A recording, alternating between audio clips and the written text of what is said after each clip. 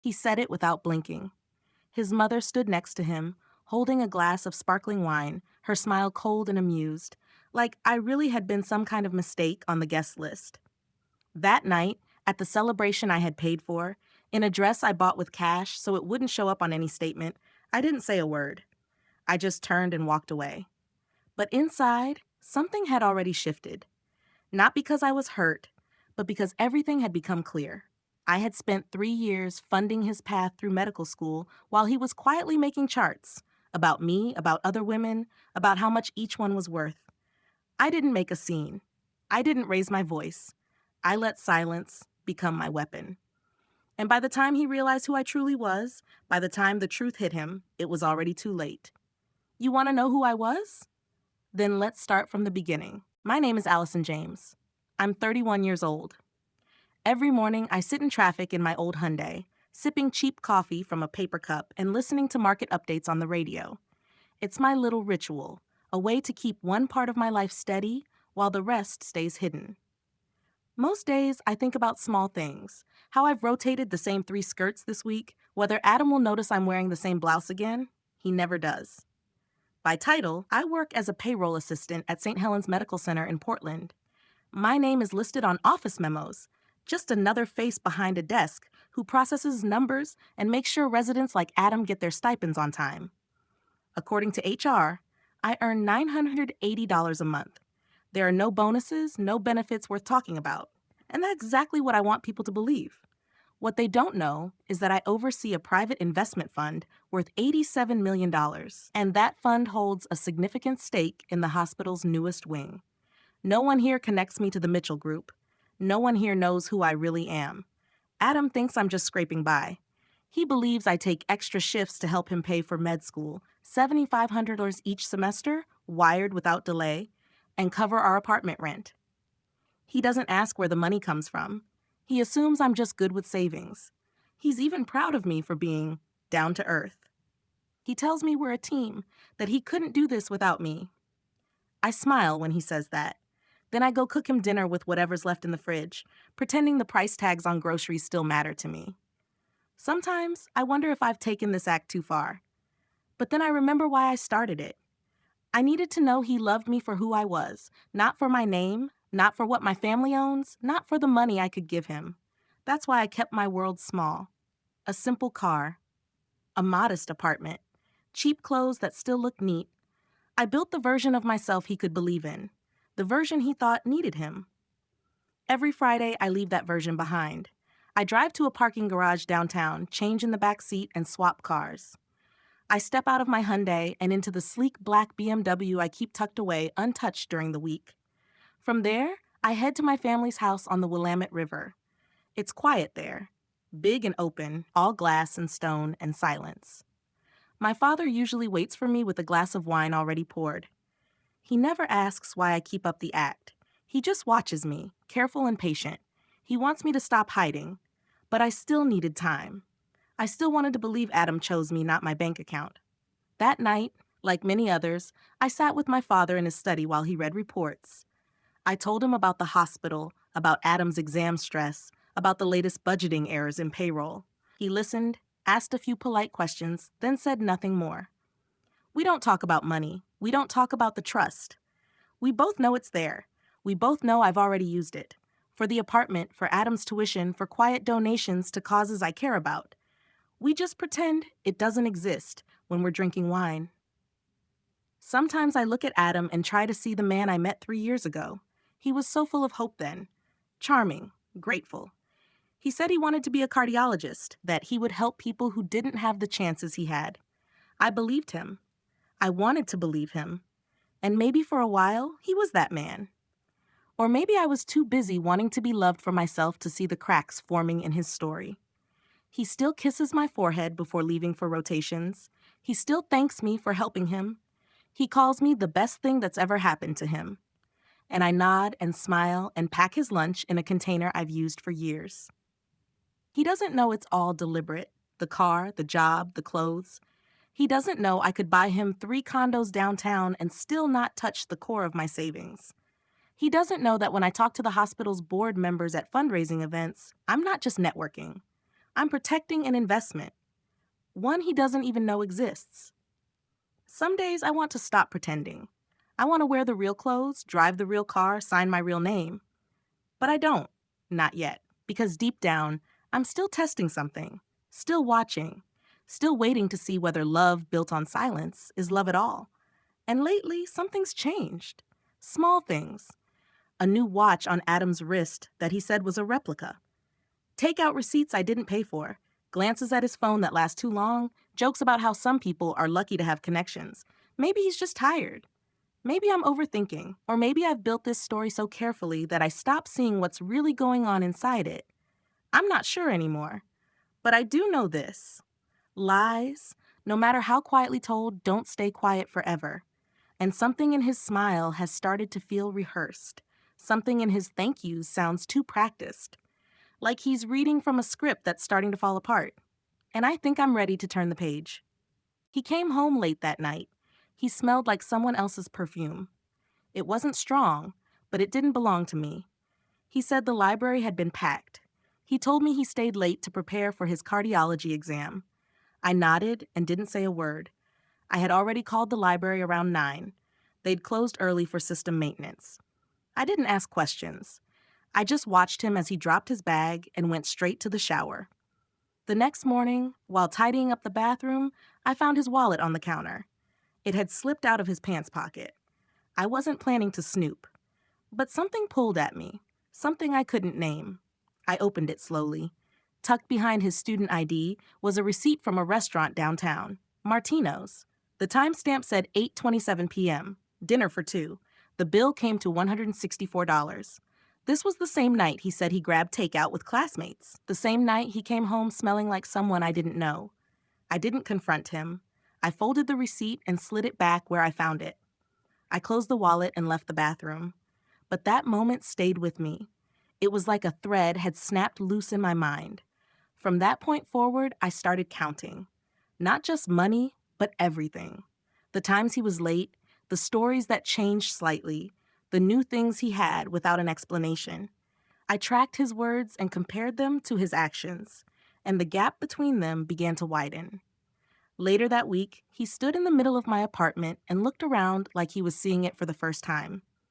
He mentioned how small it was, how cramped. He said I could afford better. He made it sound like a compliment, like he was encouraging me to upgrade. He said even with my salary, I had options. I smiled politely and said nothing. I didn't tell him that I owned the building we lived in. I didn't remind him that the furniture, the dishes, the modest things that surrounded us were all part of a carefully crafted picture I had chosen to present. I didn't say that every corner of this apartment had been designed to appear normal. I stayed quiet because that was what the version of me he believed in would do. But inside, I felt something shift. The way he looked at our space, it wasn't just about comfort. It was about control, about planting the idea that I should want more, not because he cared, but because it would benefit him. If I moved somewhere bigger, nicer, with more space, he'd enjoy it too. He'd benefit from the upgrade without paying $1. He'd use my generosity again without acknowledging it. A few days later, while looking for a missing earring in his overnight bag, I found something that made my stomach turn. There was a small velvet pouch tucked into the side pocket. Inside were a pair of diamond stud earrings. They were elegant, expensive. Definitely not for me. I'd never seen them before. He hadn't mentioned buying them. There was a receipt in the pouch, too. They were purchased last week, just days before he'd told me he was too broke to split groceries. I stood there holding them in my hand, trying to breathe. Then I carefully placed them back where I found them, closed the bag, and walked away. Again, I said nothing. But now I was certain. This wasn't just forgetfulness or pressure from school. This was a pattern, a plan. He always spoke about being in debt, about student loans, about how hard it was to make ends meet, but he always had new shoes, new watches, dinners I didn't cook, and when I asked small questions, he laughed and brushed them off. He told me I worried too much. From that point on, I started paying attention to the little things. The numbers didn't add up. I tracked every payment I made for his tuition and rent. I watched how quickly his bank balance stayed stable while mine kept shrinking. I noticed how often he said we when talking about money and I when it came to his success. Even at the hospital, I began to hear small things. Nurses mentioning how generous he was at happy hour. Other residents joking about how Adam always had the best meals. Someone even asked if we'd gone to Napa the previous weekend. He'd told them we took a wine tour. We hadn't. I spent that weekend at home, alone, while he claimed he had an extra shift. I kept listening, watching, collecting. And the more I saw, the more I realized that I wasn't paranoid. I was finally seeing clearly. The man I had been supporting, trusting, believing in, he wasn't just taking my help. He was taking advantage of me, of what he thought I would never notice. And what scared me most was the sinking feeling that I wasn't the first, that this wasn't a mistake, it was a method. I knew deep down that something bigger was hiding behind the small lies, and I was ready to find it. I found her through a mutual friend. Her name was Augustina. She had sharp green eyes, neat red hair, and wore a gray suit that made her look like she had already built a wall around herself. She was a nurse at another hospital in the area. We met at a quiet cafe halfway between our workplaces. I arrived early. My hands wouldn't stop shaking, even though I told myself I was just here to ask a few questions. When she sat down across from me, she already knew who I was. She said my name before I could speak. There was no smile, no small talk, just quiet understanding. She told me she used to be where I was now, that she used to believe in him too, that she gave him her time, her energy, her trust, and her money. She said they were engaged for almost a year. Then one day she found a message from another woman on his phone, and when she confronted him, he told people she was unstable, that she had imagined everything.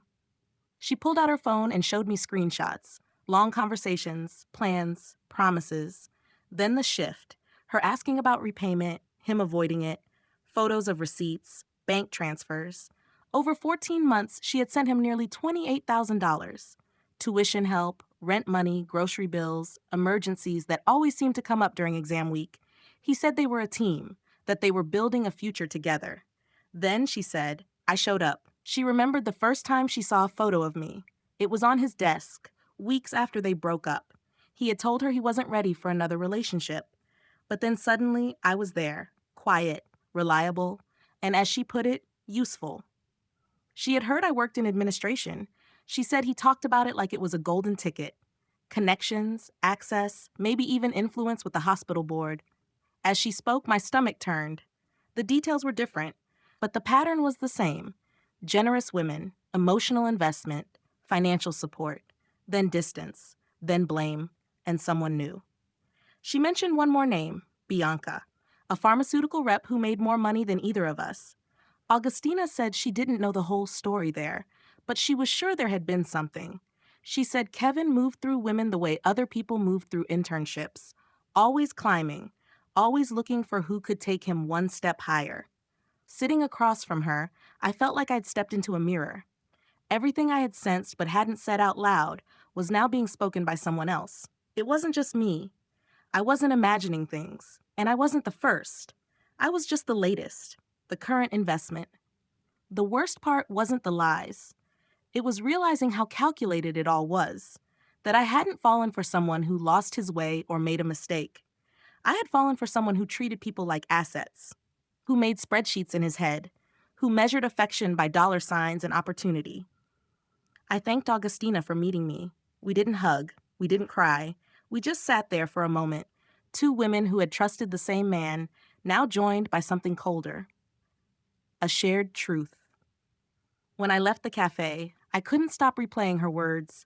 Her voice was steady the whole time, like this was something she had practiced saying over and over in her mind until it no longer hurt.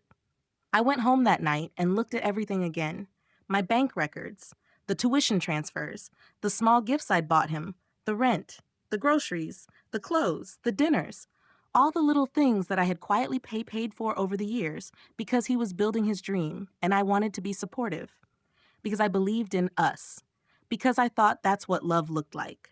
But now I saw the pattern, the structure. It was always the same. He picked women who could help, who wouldn't ask too many questions, who were too busy taking care of everything to realize they were being used, and he made them feel special, needed, chosen, until it was time to move on. I started wondering about Bianca, who she was, where she worked, whether she even knew about me. I didn't want to make her feel ambushed, but I felt like I owed her the truth. Or maybe I needed the final piece. The last confirmation that this wasn't a one-time mistake, that it was a system, a process, a portfolio built on people who trusted too easily. I had never thought of myself as naive, but sitting there in my quiet apartment, looking at my reflection in the window, I realized that love had made me blind.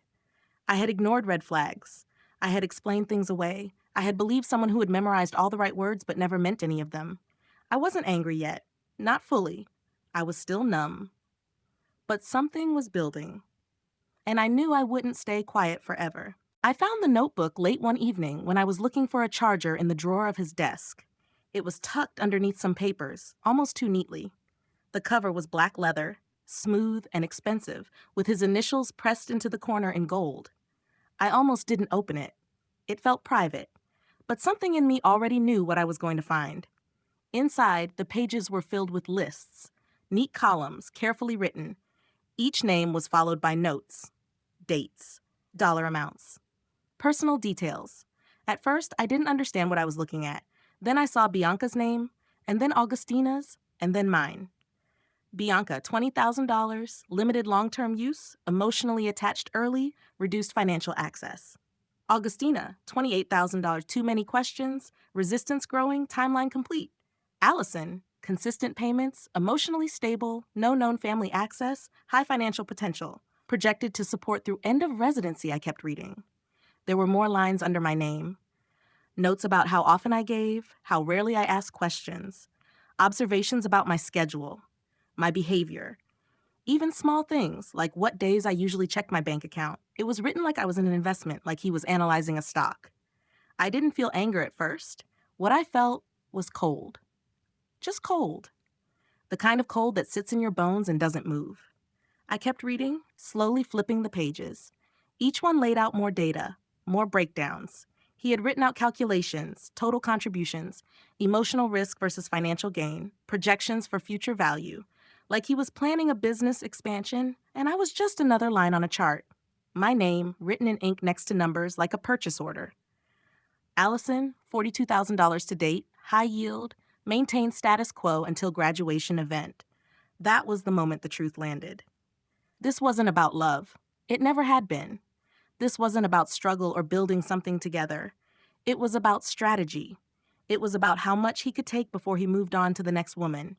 He didn't just lie to me. He studied me. He tracked every part of me that could be useful. And he never once saw me as a person. I closed the notebook slowly and set it back exactly where I found it. My hands were shaking, but I moved carefully. I didn't want him to know what I had seen. Not yet. I walked into the bathroom, turned on the shower, and sat down on the floor. For the first time since this all began, I let myself cry. Not because he betrayed me, but because I had let it happen. Because I had believed, because I had made myself small on purpose, and he used that against me. The tears didn't last long. They couldn't. Something else was rising underneath the grief. Not rage, not revenge, just a sharp, clean understanding.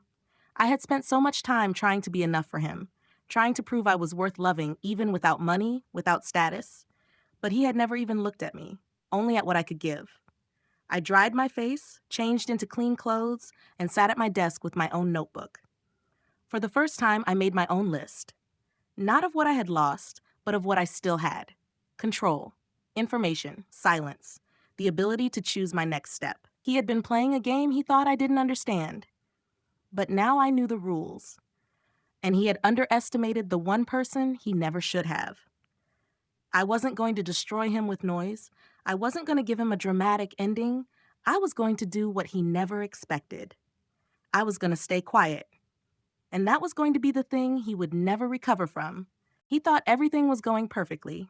The residency celebration was being held at one of the nicest hotels along the Portland waterfront.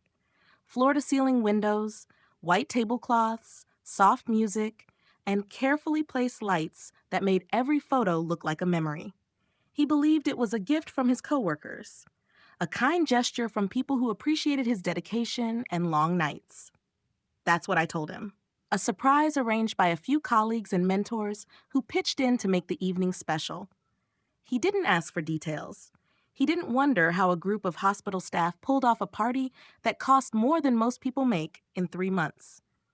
He didn't question the guest list or the designer floral arrangements. He didn't think twice because he never imagined I could be behind something like this. I arrived later than him, after he had already made his entrance, after the guests were settled, after the attention was on him. I wore a soft navy blue dress, nothing flashy, something simple from a boutique downtown. Just like always, I made sure everything about me looked modest. No one would guess the car I parked 2 blocks away was worth more than most homes in the neighborhood. In my bag was a small flash drive and a printed copy of the notebook I had found. I wasn't going to cause a scene, but I wanted to be ready in case I had to show someone who he really was. When I walked in, I saw him immediately. He was laughing with a group of residents, his white coat draped over one arm, his new Rolex glinting under the lights. His mother stood beside him, elegant and cold, her glass of champagne held with practiced grace. She noticed me as I approached. Her eyes scanned me quickly, landing on my dress, my shoes, the plain clutch in my hand. Then she smiled, but not kindly. More like someone who was pretending to be polite while holding back something sharper.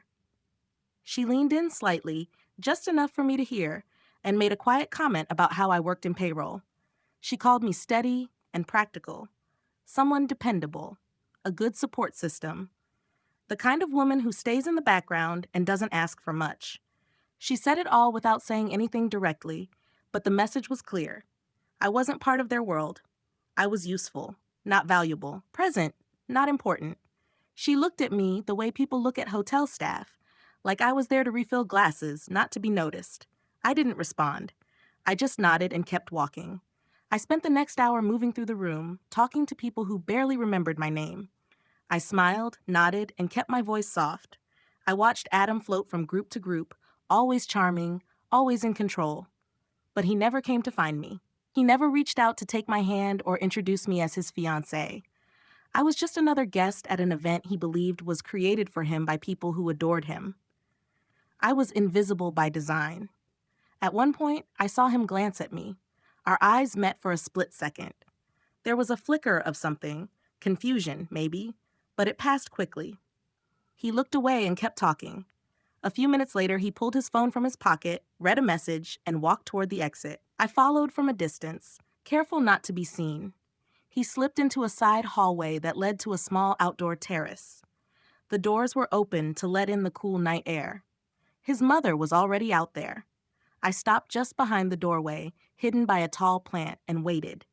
Their voices weren't loud, but the terrace was quiet enough for me to hear them clearly. He was telling her that I was starting to get suspicious, that he needed to keep things calm just a little longer, that once his residency was confirmed, everything would change. She told him to hurry. She said I was clearly not part of the life he was building. She called me ordinary, said I wasn't attractive enough, that I was only holding him back. Then he said the words that sealed it. He told her I was just an investment, that I had no connections, no influence, nothing special to offer except money and support. He said he already had someone new lined up, someone better, someone who would open more doors. He said he planned to end things with me quietly after the graduation, that I would be fine, that I always landed on my feet. I stepped back, trying not to breathe too loudly, but in doing so, I bumped into a waiter who was carrying an empty tray. It clattered to the floor. Both of them turned sharply, their eyes locked on mine. For a second, none of us moved. I could see the panic on his face. She looked shocked, then annoyed. I didn't speak. I didn't raise my voice. I just stared at him. He recovered quickly. Too quickly. He turned to a nearby security guard and motioned toward me, told him that I didn't belong here, that I had snuck in, that I was making a scene. He said it all with calm, polite words and a steady voice, like he was protecting his own event from a stranger. The security guard looked confused. I didn't argue. I simply nodded and turned away. I walked through the ballroom without looking at anyone. No one stopped me. No one asked if I was okay. I left the hotel and walked 2 blocks to the lot where my real car waited. A black BMW with tinted windows and a quiet engine. I didn't drive home to the small apartment he thought I lived in. I drove across the city to my penthouse overlooking the river, the one I had bought in cash 3 years ago. The one with marble floors and tall windows and a closet full of clothes I never wore. I poured a glass of wine and looked out at the water. And for the first time in a long time, I didn't feel small. I felt still. Because now, the game was mine to end. 2 days later, I walked into the hospital director's office. I didn't use the side door like the employees did. I used the main entrance, the one with polished floors and a receptionist who greeted people by last name. I was wearing a gray suit and heels that made a quiet sound with every step. I didn't bring papers or a laptop bag. I didn't need to. Everything had already been prepared. Everything had already been decided. He stood up as soon as I walked in. He looked confused at first. He knew my face but couldn't place it. He probably remembered seeing me in passing. Maybe once near the payroll office. Maybe another time near the staff lounge. He had no idea who I really was. That had been the point. I told him my full name. I told him I was now a managing partner at Northwest Healthcare Fund, the same fund that provided over half of the private investment that helped expand this hospital 3 years ago. I told him I had some concerns about a specific resident, Adam Holt. He didn't need details. He didn't ask questions. He simply nodded and opened the folder in front of him. The recommendation letters for Adam's future placement were still inside. I watched him as he pulled them out and moved them to a second stack on his left. That stack would be reviewed for removal. Nothing dramatic, nothing public, just paperwork, quiet and final. I thanked him, and he thanked me for my support of the hospital. He said he hoped to work with me more closely now that I had taken an active role in the fund. I said I looked forward to it. We shook hands. Then I left through the same doors I came in through, calm, steady, and without a single backward glance. By the end of the week, Adam's job offer had been withdrawn. The program he had been counting on suddenly had no place for him. No explanation, just a short message stating that the board had made a change. He called me that night 12 times, then 23 more the next day. I didn't answer. I didn't block him either. I wanted him to see the silence. While that happened, Augustina and Bianca both received quiet settlements. Not huge sums, but enough to clear the damage he had done. Legal paperwork handled through my attorneys. No press. No drama. Just a fair correction. He had used them too. They didn't ask for revenge, only respect, and I made sure they got it. A month passed, then two. I returned to the life I had put on pause. My real life. Meetings, travel, site reviews, conference calls that started at 6 a.m, the kind of work I had once hidden behind a desk job in quiet evenings. I took it back piece by piece, not to prove anything, just to feel whole again. In October, the hospital hosted its annual gala, the same event I had attended with Adam the year before, back when he introduced me as his roommate, back when I stood in the corner and watched him talk like he owned the room. This time, I walked in through the front. My name was on the invitation in gold foil. I was seated at the main table. I was listed in the program as a keynote sponsor. The room looked the same, but everything had changed. The music was still soft, the tables still covered in white linens. But I wasn't hiding anymore. I wasn't there as someone's silent support. I was there as myself. I saw him near the back, by the bar. He wore a suit that didn't quite fit. He looked thinner, tired. He wasn't surrounded by admirers this time. Just one other man talking into his phone, barely noticing him.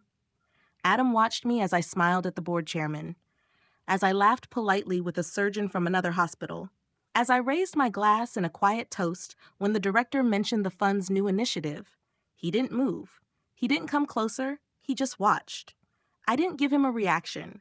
I didn't give him anything. When his eyes met mine, I didn't even blink.